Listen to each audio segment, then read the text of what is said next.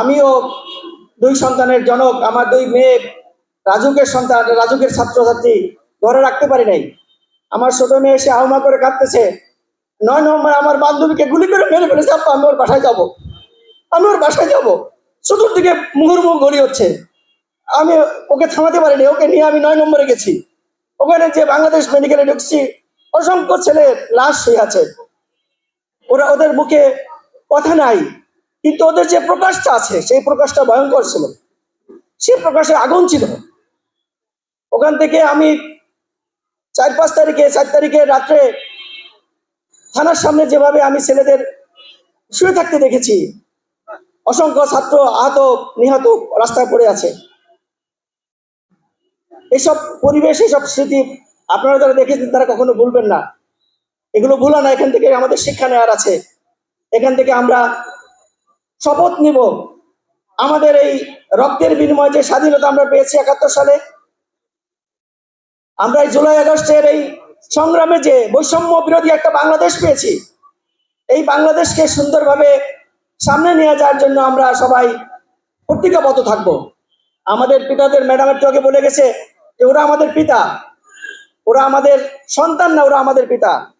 আজ থেকে 100 বছর আগে কবিও বলেছিলেন, শিশুর পিতা ঘুমিয়ে আছে সব শিশুদের মাঝে। আমি আমাদের এই অভিভাবকদের অনুরোধ করব, তোমাদের ঐক্যের প্রয়োজন, তোমরা দৃঢ় ঐক্যের প্রয়োজন। আজ যখন দেখি বিভিন্ন প্রতিষ্ঠানে তোমাদের এই বৈষম্য বিরোধী ছাত্র আন্দোলনের ভিতরে একে অপরের সাথে দ্বন্দ্ব, তখন আমার ভিতরে রক্তক্ষরণ হয়। এই জন্য কি তোমরা যুদ্ধ করেছিলা? এই জন্য কি তোমরা রক্ত দিয়েছ? হাজার হাজার ছেলে আজকে পঙ্গু হয়েছে।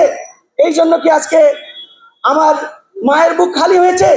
এই জন্য কি বাংলার সবুজ আঙ্গিনা আজকে রক্তাক্ত হয়েছে? আমি তোমাদের অনুরোধ করব, এখানে আমাদের ভিতরে শত্রু ঢুকতেছে, আমাদের ভিতরে ষড়যন্ত্রকারী ঢুকতেছে। এই ষড়যন্ত্রকারীদের, এই শত্রুদের চিহ্নিত করতে হবে তোমাদের। তোমাদের বিভিন্ন বৈষম্য বিরোধী ছাত্রর আদলে, ছাত্রর নিবাসে, ছাত্রর মুখোশে তারা আমাদের মাঝে ধরে আমার ভাইয়ের টুট হিসেবে ধরতেছে, আমার পিতার টুট হিসেবে ধরতেছে। এদের তোমাদের চিহ্নিত করতে হবে এবং এদের তোমরা আইডেন্টিফাই করে তাদের আলাদা করতে হবে। ওই সময় যারা রাজপথে ছিল তারা ভদ্র শপথ নাও, আমাদের ভিতরে আর দরকার নাই নেতৃত্বর, আর নতুন ছাত্র দরকার নাই, তোমরাই যথেষ্ট। যারা ওই দিনকে মাঠে ছিলে, যারা গুলি খেয়েছে, যারা আহত হয়েছে, তারাই তোমাদের নেতা।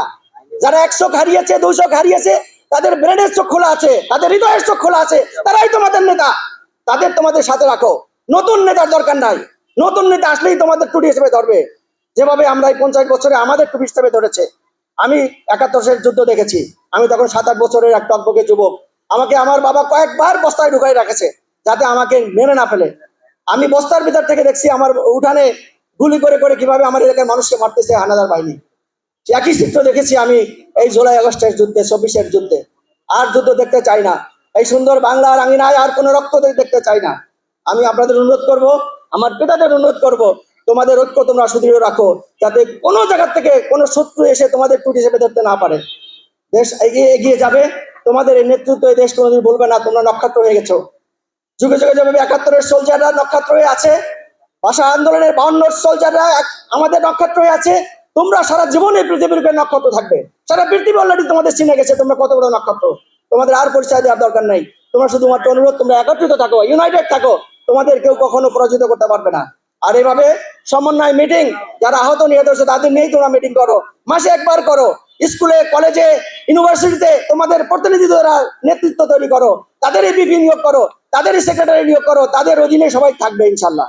এই প্রত্যাশা ব্যক্ত করে মহান আল্লাহ রাব্বুল আলামিনের কাছে যে সকল আমাদের যে সমস্ত পিতা শহীদ হয়েছে, আমাদের যে সমস্ত মা শহীদ হয়েছে, তাদের রুহের মাগফিরাত কামনা করছি। আমি দোয়া করছি আল্লাহ রাব্বুল আলামিনের কাছে, যারা আহত হয়েছে, যারা ক্ষত বিক্ষত হয়েছে, আল্লাহ তাদের শক্তি দেবে, তাদের সুস্থতা দান করবে, দীর্ঘ জীবন দেবে। তোমরা তো অমর হয়ে থাকবে, যারা মরে গেছে তারা অমর, যারা আহত নিহত আহত অসুস্থ আছো তারা আমাদের অনুপ্রেরণা, আমাদের শক্তির উৎস। তোমরা, তোমাদের দুর্বল হওয়ার সুযোগ নাই। তোমরা কখনো ভাববে না তোমরা একা, আমরা তোমাদের সাথে আছি, আমরা তোমাদের সাথে থাকবো।